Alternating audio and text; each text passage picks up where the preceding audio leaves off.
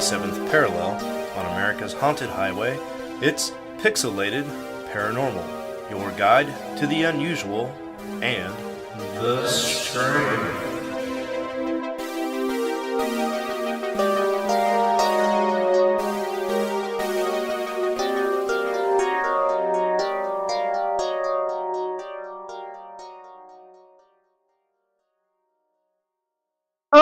What's up, everybody? Welcome back to Pixelated Paranormal.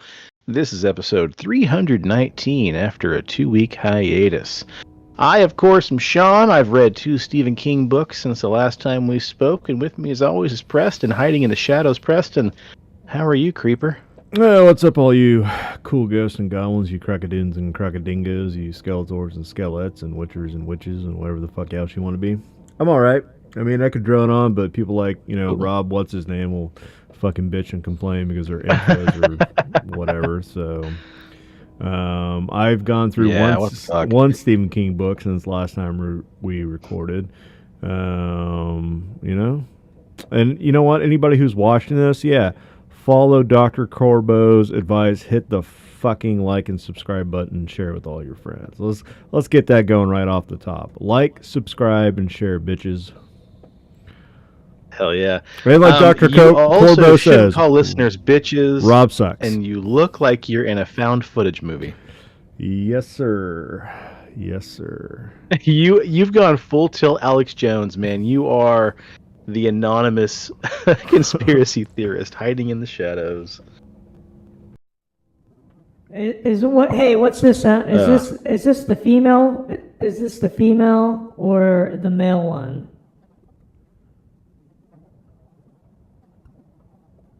Nothing happened. Nothing happened. What about now? What about my pitch? No. Oh, my pitch didn't change? Nope, nothing happened. Nothing happened at all. Which means that on the actual John says call them bitches. So there you go. Biznitches. Biznitches. Man, I got to give a big shout out to John. John and I were tent buddies last weekend. There was a big collector's fair that we had here at a local toy shop called Mo Pigs. And John, again, was very gracious enough to allow me to share his tent this year. And I was selling art prints, and John was selling some pretty awesome, collectibles from pop culture of yesterday and beyond. So it was a lot of fun, man. We had a whole bunch of fun. John said that it changed for them, but not for me. That's cool. Oh, yeah, because I was going to put it on the deep male voice. I go, like the one when you're undercover and they filter out your voice so they don't know who it is. I figured that would look good with the lights down low. Yeah.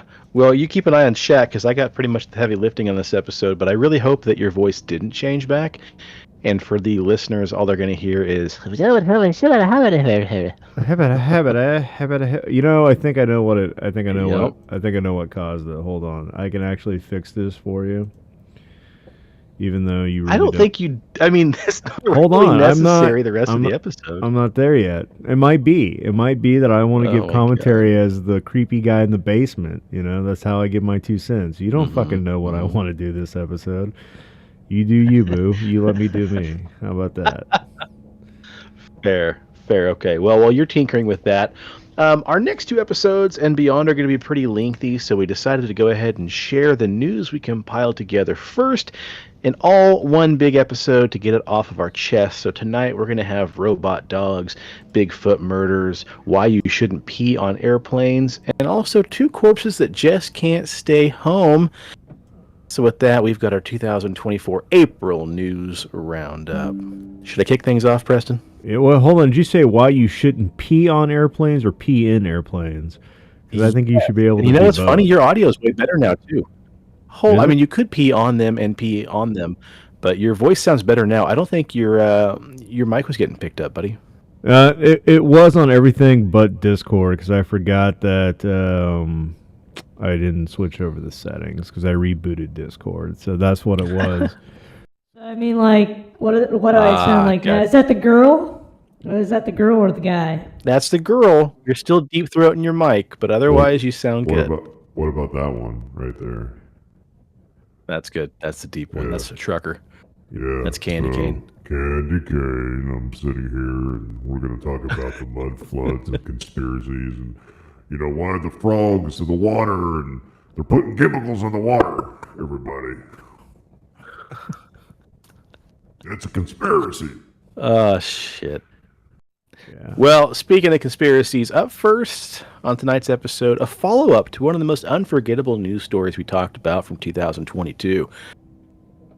The Pontotoc County man who told investigators that he killed his friend during a fishing trip because he thought the man was summoning Bigfoot to come kill him was convicted on Wednesday.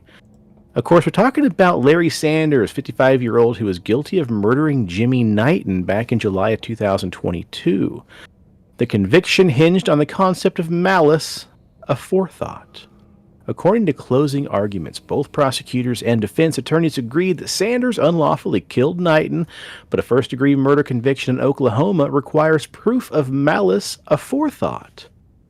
So District 22 District Attorney Eric Johnson explained that he and his assistant district attorney, Tara Portillo, needed to convince the judge that Sanders intended to kill Knighton. In a first-degree murder case in Oklahoma, as in most other states, you gotta have an element of malice aforethought, meaning that you have to have a specific intent to cause death of another. Sanders reportedly confessed to killing Knighton during an interview with agents from the Oklahoma Bureau of Investigation. Sanders took the stand Wednesday, and he told the courtroom about the fishing trip that turned deadly, saying he thought strange things had begun to happen on that July afternoon. Sanders claimed that he saw a 12-foot-tall Bigfoot downstream and could hear Knighton howl into a drain pipe. Sanders said that Knighton had pointed out a fish, get the fish, get the fish! And Sanders said he became frightened, and then he said he told Knighton he didn't want to get the fish, but Knighton kept telling him to go get the fish. Sanders told the courtroom that he began to feel suspicious, thinking that Knighton was planning on drowning him and then floating his body downstream to the 12-foot-tall Bigfoot he saw. Later that afternoon, Knighton and Sanders got into a physical altercation, and the defense team argued that when Sanders strangled Knighton, he was trying to take control of the situation, but not actually kill his friend. The state, however, argued that Sanders made sure Knighton died by waiting to make sure the chokehold lasted until he had turned blue. So apparently there were monsters in the woods that night, but it wasn't Bigfoot himself. I woke up in the tent. And Go on. I saw my friend. He was sitting there, and he got a jar of peanut butter out, and was choking me and trying to lather my body in peanut butter and use me as bait for a goddamn Bigfoot. And my face turned all blue, and I almost died.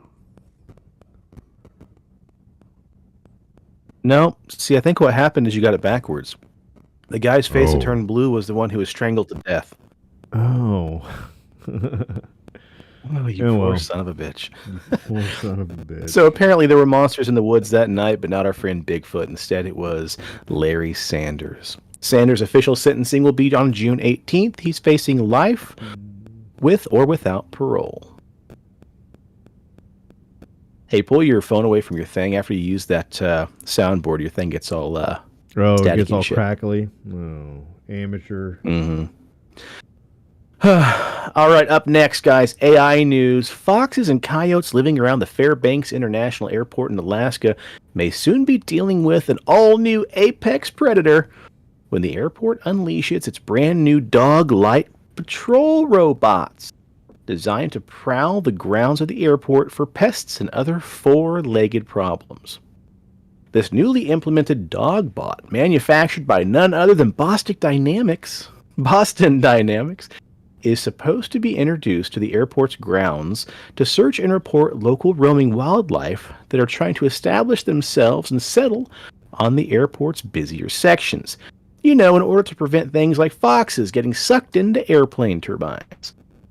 And while the four-legged bot is primarily designed for industrial manufacturing and construction tasks, it can be used for other duties as well, thanks to this expandable robot with various modules. Anyway, not everybody is on board with Fairbanks Airport's new plan. The robot dog has also inspired several other outlandish conspiracy theories from people worried about their privacy and other matters. Yet the robot is still scheduled to start working later this fall. At 44 inches long and roughly 2 feet tall when walking, the robot called Spot is about the size of a golden retriever. At least in that regard, it'll be a perfect fit for scaring off birds, rabbits, and other critters away from the airport's grounds. But the way the robot moves might also help its duties. See, despite the dog-like name and general shape, this thing doesn't move like a dog at all, which kind of freaks people out. Instead, the robot dog kind of skitters along in a manner that makes you think of more like an insect, like a cockroach. But like we said before, the added creepy factor might just be enough to make it be a little more off-putting towards animals. The robot that will patrol Fairbanks Airport will not be called Spot, however. Instead, the Alaska Department of Transportation and Public Facilities announced on its Instagram page it's actually dubbed the creature Aurora after the Northern Lights, and they've even given the dog a pretty little paint job that shines in hues of purples and greens for its namesake. The airport paid nearly $70,000 for Aurora, with the money coming out of a $2 million federal grant, and it's scheduled to begin its job later this fall, with the migratory period which brings back flocks of waterfowl to the airport. And while Aurora is said to have only one specific job to patrol local wildlife, some people, meanwhile, are worried the robot is going to be used to spy on passengers moving through the airport. But despite the Spot robot's 360-degree horizontal field of view, ADOTPF assured. They don't need the robot for that because the CIA fucking took over birds and reprogrammed them years ago. So they already have fucking like birds and squirrels are already spying on us right now. That's right. Get out. That's right. Shout out to our buddy Scott. Birds aren't real. Well, the Alaskan Department of Transportation and Public Facilities assure people that it has no intentions of using Aurora or any other robot for that matter for surveillance. This old doggo bot's duties are strictly restricted to scaring away ducks, geese, and other animals like rabbits and foxes. But then again, Preston, if you turn the lights down real low and put your tinfoil hat on, I think that's kind of what we'd want them to say if they were planning on using the robot dog for a spy. Mm. Mm-hmm. Did you ever watch Black Mirror? Yeah. On Netflix? Yeah. Okay. Did you get as far into it to watch the episode called Metalhead? Give me the synopsis. Lay it on me. Basically, it's about robot dogs that are used to hunt down people, and these things are fucking rad, and the episode's also terrifying because they look like little cockroaches with robot legs, and they pretty much hunt people down, can climb trees and other crazy shit. It's pretty foretelling about this fucking robot dog in Fairbanks, if we're going to be honest. Huh. Yeah, check it out, dude. It's a killer episode. Curbside Everybody should check it Chronicles. out. Birds Black Mirror aren't real itself's in really North fucking America. awesome. There we go. I knew Yep. it. Yeah, Scott, what's up, man? I knew it all along. Well, up next in airline news, coming from Sydney, Australia. An Air New Zealand airline passenger has been fined $395 for urinating in a cup during a 3-hour flight delay after landing in Sydney, Australia. Dude, when you gotta go, The you gotta incident go. originally occurred Oh, yeah, dude, for sure. I've held my bladder for a long time, and finally, the leak's got a spring, right? Yeah. The incident occurring last December and a few months back in February. That doesn't make any sense. Anyway, the incident happened back in December and then hit news again back in February of a Sydney court now fining a 53-year-old man $600 Australian for offensive behavior. The incident was reported by a passenger who was sitting in the same row, identified only as Holly. Holly said she and her 15-year-old daughter were sitting in the aisle and middle seats when the man in the window seat suddenly whipped out his donger and started taking a piss in a cup. Holly said the plane had been on the tarmac for only about 20 minutes, waiting for the terminal gate to be allocated, when she heard the unmistakable sound of a passenger urinating in a plastic cup. She also noted the man was obviously drunk, and he even spilled the urine on a flight attendant as he left the plane.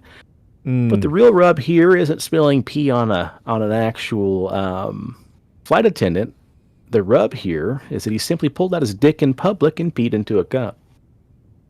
The mishap with the flight attendant wasn't the crime, that Australian Federal Police said in a statement that officers released after removing him from the plane. They simply said, you cannot expose yourself and pee in a cup while in an airplane seat. You also Air New can't pee Zealand outside in public didn't give anymore any- because you get you get flagged as a pervert. So Revert. which- Yep. yeah, which sucks for me because since I live out in the country, like I can be outside Mm-hmm. working and then I can just go stop and like fucking piss on a bush. But then if I'm in town working on a property or something, I'm like I have to stop and go inside because if I accidentally whip my dick out and nobody's Mm-hmm. around but a cop, they're still like pervert, and they write you a ticket. So it's like, Yeah. God damn it, come on. Hey, dude, you know what? I've taken Luna out before plenty of times at night, and for the longest time, almost 2 years, our street was blocked off by what I called the white trash cul-de-sac because they were fixing the intersection. So for 2 years, we rarely had any traffic. So it was nothing for me to whip mine out and take a little piss on the bush while she was piddling on the grass. And then, yeah, we also lived down the street from a substation, so there were a few times when they would drive down just to patrol, and I wouldn't see them, and I may or may not have pissed all over myself while I was putting away the utility there. Good stuff. Good stuff. Anyway, Air New Zealand didn't have any comments on the actual incident, but they did say they have to ban between 5 and 10 customers every month for disruptive behavior, including intoxication. Ugh. So, real Yeah, quick, I know. speaking about intoxicated people on a plane, you know, since mom has discovered like YouTube, and she's like, she'll do this whole bit where she's like, "There's just nothing on the TV." I'm like, that's because you're just only watching the recommended videos, dipshit. Like, you actually have to like YouTube, you have to search stuff. And this is not TV, Mom. But anyways, she came across these videos of like people being arrested and like having like outbursts and stuff. And so there were like this lady that got totally schnockered, and they had to pull her off the plane, and she's like, "Fuck you, I'm getting back on." And so somebody was just like put their hand in front of her, and she's like, he choked me, and like it just escalated, and she like had a like 0.98 blood alcohol content or whatever it was. Like she was just like Jesus, man. ramming them back, and then she was like screaming, and then like wouldn't get in the cop car and was like kicking the cops, and she was they dubbed her a Karen, and I'm just thinking like, man, you know, in this day and age with how everybody like films everything, like don't be that person, because your kids, your grandkids are gonna see that and be like, what the fuck happened with Mom? Like, whoa, somebody had a mental breakdown. So that's where Grandma lost it. We can actually pinpoint right at that exact moment. Well, I was going to ask you what your most scandalous pee-pee story was. Of course, we know the time that I pissed in a mug, threw it out the window, and it splattered all across your windshield. But any more scandal involving urine on your end? No, that's it. I mean, one time I took Dad to a cemetery when he was on some medication, and he fucking shit in the creek because we were out in the middle of nowhere, and there was no bathroom around. So, and then he's like, "Don't tell your mom." I'm like, Outstanding. it's embarrassing for me too, Dad. So don't worry. Yeah. Trust me, Dad, I don't want to talk to her about it. Yeah. I don't have any other scandal, but one time I pissed for an entire 1 minute and 47 seconds straight. We had just got through running a Warrior Dash 5K obstacle course race, and of course, we drank a bunch of water during the race, and when we got done, I really had to piss. I had to piss before the race, but we were kind of running late, so I just held it in. Kept drinking water during the race at different water stops, and then when we got done, Brinkers and I each drank like a 32-ounce mug of beer, and I'm like, I gotta take a piss, but then we wanted to go eat dinner. So I was holding my bladder for, I don't know, a full bladder and beyond for like 2 hours or more. So finally we stopped at a gas station because I'm like, dude, I'm going to fucking piss my pants. I have nothing to pee in. Like no mug, no bottle, no nothing. So we stopped at a gas station, and I literally pulled out my phone and did the stopwatch and pissed for 1 minute and 47 seconds straight.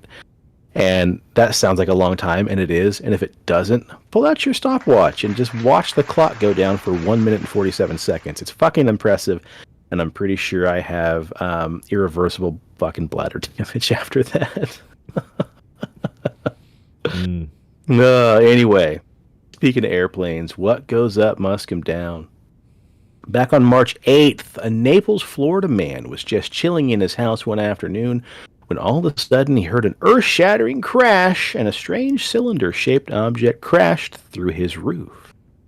Well, this week NASA confirmed that the object that crashed through the roof was indeed garbage that had been jettisoned from the International Space Station. The cylinder itself was actually pretty much a smaller piece of what belonged to a much larger 5,800-pound cargo pallet of depleted nickel hydride batteries that was jettisoned from the ISS back on March of 2021. NASA said the hardware was expected to fully burn up during the entry through Earth's atmosphere. Curbside says he's going outside and he's trying it now to see what he can get to. And let me tell you what, if you don't film it, it didn't happen, nerd. So whatever you post in the comments, we're not going to believe it. Yeah, Scott, keep pounding back the bush light, buddy. Let me know what you can get up to. Yeah. NASA But, said you know, the hey, hardware you was do us a expected to favor fully because burn we don't up want to during- see your dick. Put the what do they call that? The like when you do the interviews and they like blur out the face. Like put the blur effect on Pixelate it. your dick out. Yeah. Yeah, pixelate your dick out and then with the phone next fuck's to it so sake. we can just see the time. Carry Yeah, on. that'll work. Sorry. NASA said the hardware was expected to fully burn up during the entry through Earth's atmosphere back on March 8th, 2024. However, apparently a piece of hardware survived re-entry and impacted a home in Naples, Florida. The 1.6-pound piece of debris measuring about 4 inches long was identified as a stanchion from the NASA flight support equipment used to mount the batteries on the cargo pallet itself, and the International Space Station will conduct an investigation to determine the cause of the debris survival and update modeling and analysis as needed. Meanwhile, you could have fucking killed a guy, dude. You could have killed a guy. Do you remember Yeah. in the space race when the Russians sent up the dog and the dog died and then they made the monkey and then they made some adjustments and then they sent Oh, up, Ham, like, the first chimp in space, yeah. yeah, and then they sent up like 3 cosmonauts and so there was a malfunction. Like, Houston, we have a problem, and they didn't get the airlock control in time, and it basically vaporized like the whole entire compartment and killed them and imploded them. So it was like Campbell's chunky meat stew inside the space capsule. But anyways, it flew around in outer space, like just kind of orbited around for like 30 years, and about like 3 years ago crash landed in a Russian field, but the Russians had covered it up, like they didn't know what happened.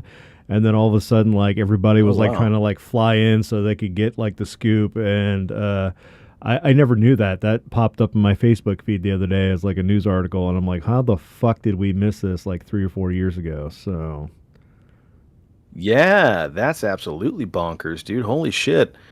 It sounds like a really cool episode of Doctor Who as well, like having some kind of haunted space station. And they may have in fact done something like that if I don't have my memory wrong, serving me right? well. What's the weirdest thing that's ever fallen on your head? Jesus, I've been drinking. What's the weirdest thing that ever fell on your head, Preston? When I was a little kid and I was at my grandmother's house and I was helping mow the yard, like all of a sudden something hit the back of my head. I'm like, ow, ow, and it was like a big pile of bird shit. So I had a bird take a dump on my head at high altitude. So that's amazing. We not too long ago we had a pretty traumatic thing happen during a family get together, and I was in the backyard on the deck having a heart to heart with my niece. We just had a really good conversation. She's really getting her feelings out, and all of a sudden a bird shit on my head, and it was the perfect time to really break that tension of like, oh my god, I'm growing up and I got to start being more mature. And then a bird shit on me, so it's like, thanks nature, we needed that. Well, from shit falling down from the sky to other earth-shaking news. A 33-year-old man and father of 2 from Horsham, Pennsylvania named Justin Allen got a whole lot of attention on the social media back on April 5th when he posted about a rather unique experience during the earthquake that hit the East Coast around 10:23 that same day. From his Twitter, he tweeted, "A fucking earthquake happened in the middle of my vasectomy." Allen said that on Friday, April 5th, he had a 10 a.m. appointment for a scheduled urology appointment at Huntington Valley, and his day started out just as normal as any other. He checked in for a surgery, and things started off without a hitch. He said, "I was thankful to have a surgeon that walked me through every single step of the procedure. You know, having a vasectomy is a little terrifying for boys. But you know what? Maybe we should all get one." But about 10 minutes into the 20-minute procedure, the whole room started shaking. At first, I was wondering if we were close to a train station or if there was something else that could be causing the room to shake like this. But either way, I didn't initially think it was an earthquake because I'd never really felt one. But his surgeon addressed the elephant in the room rather quickly. The doctor said, "Is that an earthquake?" And I still thought it was a joke. And he said he was trying to lighten the mood. But in fact, yes, a 4.3 magnitude earthquake had actually hit. Sean, After a minute or two, when things settled down... Curbside's got that video ready for you. He said 51 seconds, so whenever you want it, you let him know your email, and he'll... Actually, you know what, I Curbside? believe it, man. 51 seconds. Yeah, Facebook DM that shit direct to him. He's got my email. He can send it to the show's email. Hey, 51 seconds is a pretty long time, dude. Just add 51 more seconds and you're going to get pretty damn close. Just pee twice as long as you just peed. After a minute or two, when things settled down, he resumed the procedure, and we all laughed about how we'd never forget where we were when this earthquake struck. Allen said the experience was so wild that he couldn't help but share it with others and decided to tweet about it the moment he got his phone after the procedure had wrapped up. Although the situation was definitely an odd one, he said he's happy about this, and little Allen is recovering fine and dandy. Thank God, dude. You would have went from a vasectomy to being a fucking eunuch. Oof. Yeah. Ugh. Yeah, he definitely didn't see that coming. Speaking of foreskin, I mean foresight. A 59-year-old Michigan woman from Genesee County said a tarot card reading correctly predicted when she would win a $500,000 lottery prize on the same exact day that she had a mystic reading. The woman told Michigan lottery officials that she was on her way to a tarot card reading when she stopped at a BP gas station on West Thompson Road in Fenton to buy some scratch-off tickets. Then she said, "During my tarot card reading, I was told money would be coming into my life very soon. I tried to think of ways this might happen, and I didn't even think about my lottery tickets in my purse. And later on that night, I scratched off the tickets, and I saw the star symbol, and I thought, well, at least I won my money back, assuming it'd be a $10 win. Much to my surprise, I revealed a prize of $500,000. I tried to remain calm, but I knew right then and there this had just changed my life." She said her plans for the prize money include paying off her car, taking a cruise with a friend, and then investing the remainder. Wow. It's the first time, Pretty sure Eric- in history when Uranus has been in retrograde with Jupiter that something good has happened. Well, good for you. I got a tarot card reading one time, like a past life one, and the lady just told me in my past life I was an asshole and I needed to learn how to be a better person. And I said, thanks. Glad I paid you $75 to let me know that, in fact, I'm an asshole. Apparently nothing's changed from this life from the last. Thanks. I would have done it for half. Tell that, me dude. something So next time I you're don't curious, know. Just give me a How about fucking that, 20. Yeah. I'm just happy that finally somebody who, took a tarot card reading and was told money's in your future actually got money. Because I'm pretty sure that's not the first, but maybe the second thing they say during a tarot card reading. Okay, well, on to tonight's main topic and other bank investment news. This was reported a few days ago on April 17th. A Brazilian woman has been arrested for a bizarre and macabre stunt she pulled at a local bank. For bank workers at the Itaú Unibanco branch in Rio de Janeiro's Bangu neighborhood, The workday began as any other would. The staff were doing their usual bank stuff, helping people make deposits and withdrawals, reviewing loan applications, so on and so forth. But not too long after the morning got started, things took a weird and frankly creepy turn when a woman named Erica de Suaza Vieira Nunez walked in, pushing a wheelchair with an older gentleman in it. Now, at first glance, that in itself shouldn't be anything too weird, right? But some of the bank workers noticed something strange about the man. Something about him looked a little off. Now, the man in the wheelchair was Vieira's uncle, Paulo Roberto Braga. And soon after they both entered the bank, employees began to murmur that it looked a lot like the man in the wheelchair might not be feeling that well. And as a matter of fact, they were correct. The man really wasn't feeling anything at all because he was the dead. 68-year-old was actually dead. But because 2 Weekend at Bernie's movies just aren't enough, Vieira herself, being very much alive and nonetheless behaved like her uncle was still with the living as well, and pushed him around the lobby, talking to him and assisting him to move and so on and so forth.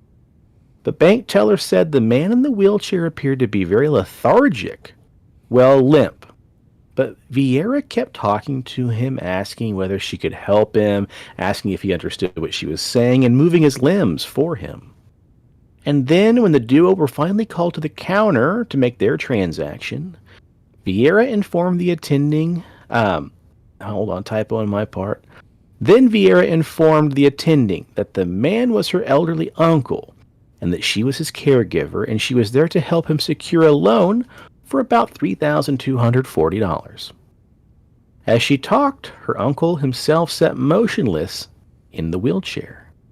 And whenever Vieira popped his head up, it would just flop back down a moment later. That's so sad. It's an old neck By injury. this Don't point, worry the about bank it. staff had kind of... Right, yeah. Old heavy head syndrome. By this point, the bank staff had grown extremely suspicious. They called the police, and one staff member began to film the event for evidence. And in the video, it clearly shows Vieira instructing her uncle to sign the loan papers, trying to place a pen in his otherwise limp hand, and then guiding his limp hand to sign the forms. At one point, a staff member asked Vieira about her uncle's pallid appearance and lifeless demeanor. She replied back, "Oh, that's just what he's like." Police arrived at the bank with a doctor who checked on the old man's condition. The medical professional declared that Barga was, in fact, dead and had been dead for at least a few hours. Paulo had no pulse, he wasn't breathing, and his corpse was entering the livor mortis stage. That's the state where the circulation stops and gravity begins pulling blood to the lower extremities. That was enough for the police, and they arrested Vieira and got to work investigating what was going on. Now, Vieira's story wasn't completely bogus. The police have discovered that she is indeed related to the man, but that's where the truth also ends. Now, Vieira's lawyer argues that Braga was very much alive when he entered the bank, and Vieira was not aware he had passed on. That said, the state of his corpse and the counter would also indicate otherwise. The investigation is still ongoing as the police try to understand how exactly Mr. Braga had passed away. Meanwhile, Vieira is awaiting charges. Under Brazilian law, some things she could be charged with include fraud, embezzlement, and unsurprisingly enough, the desecration of a corpse. All this for $3,000. Where But did this presto, take place? hold on, buddy, because we... When? No, where? A couple days ago. Where? Oh, Brazil. Where? Oh, but $3,000 over there is like, we- $20,000 here. So I mean, is that just Preston math, or do you know this? I mean, it feels right. No. Look it up. God, you're an idiot. All right, Look hold it on, up. folks. We got to do some fact checking. U.S. Why do I got to be the fucking burden of proof? U.S. dollar to Brazil currency. U.S. dollars.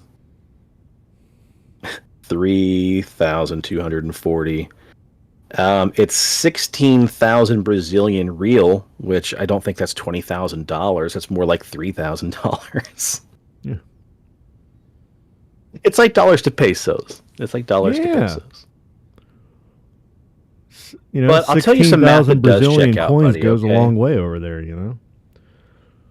I mean, as far as 3,000 American dollars do. But look, I'm going to do some real math for you because we both know there's not one Weekend at Bernie's movie, but there are how many, Preston? 2 Weekend at Bernie's films. So how about a sequel or perhaps a prequel? You see, about a month and a half earlier, back on March 4th of this same year, another case involving 2 women named Laureen Bia Ferrallo and Karen Cosbaum took place where they too took a dead body to a bank. Now, this strange resurrection case happened in the city of Ashtabula, Ohio.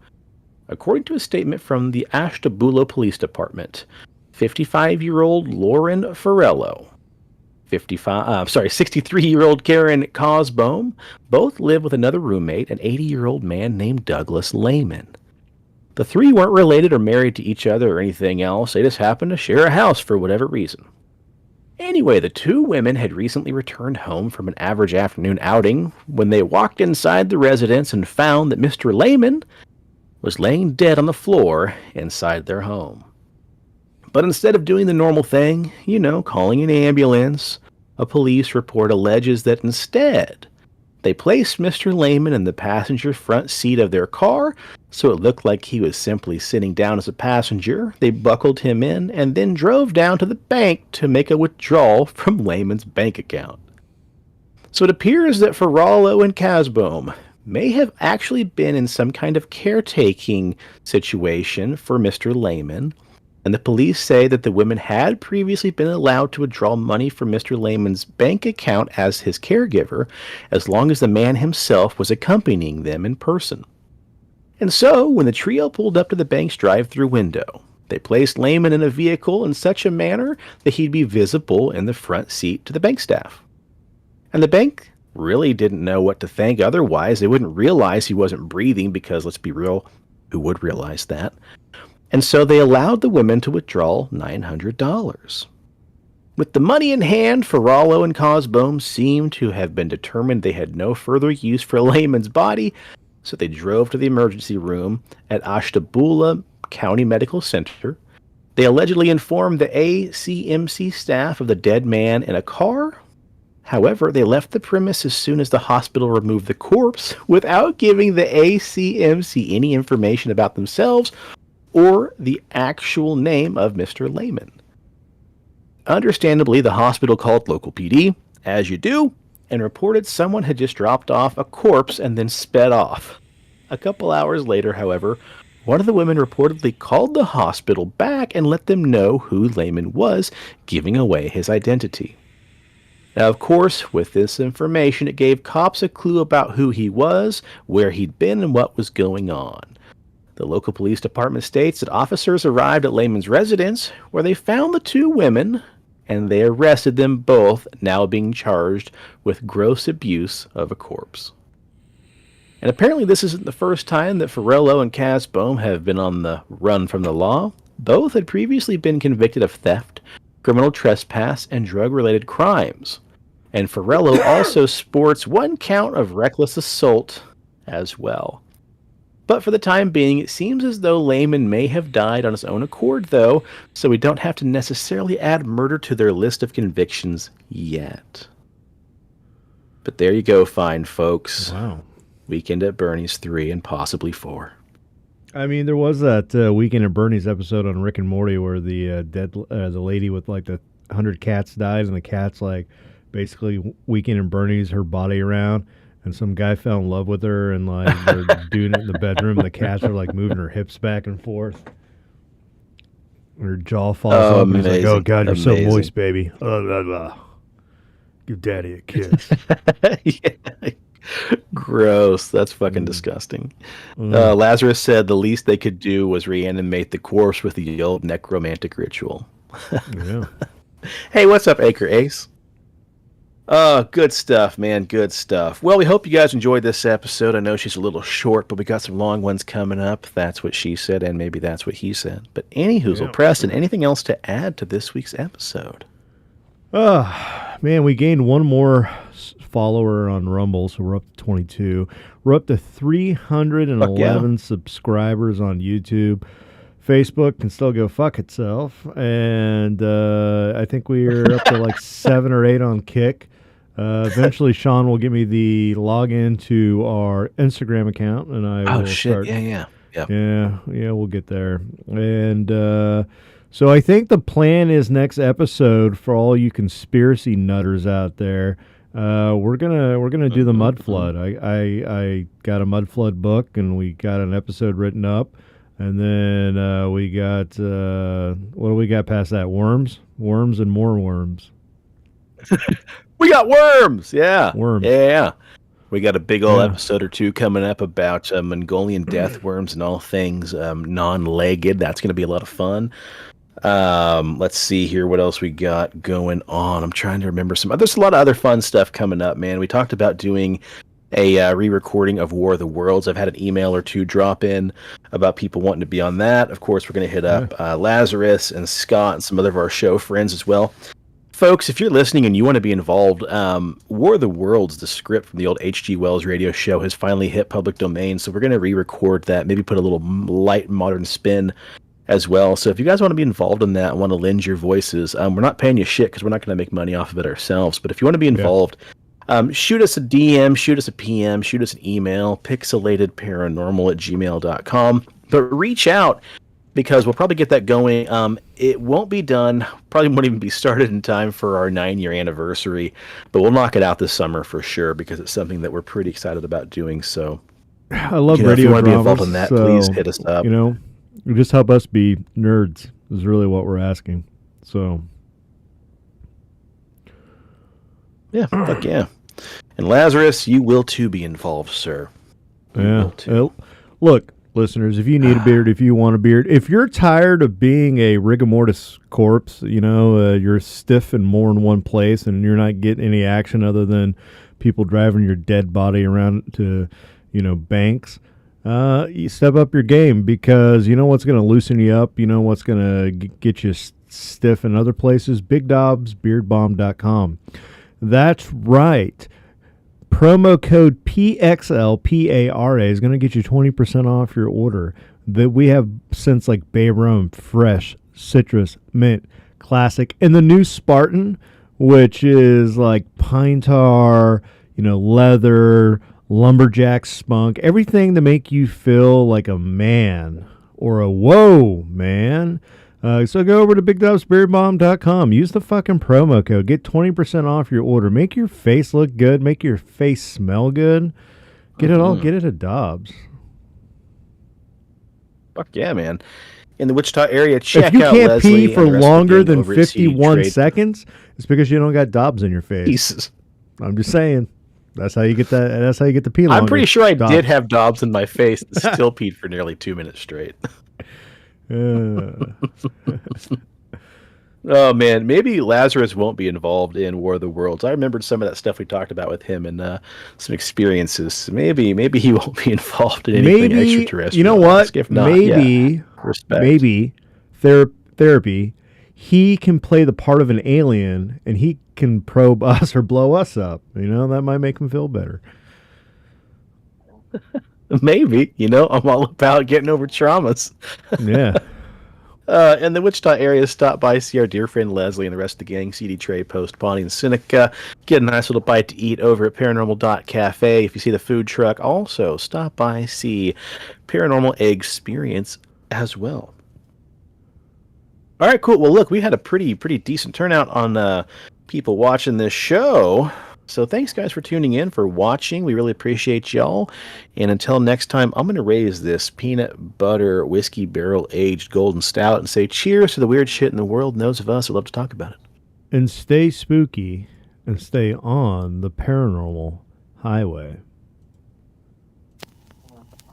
The cast at Pixelated Paranormal would like to thank you for listening to this week's episode.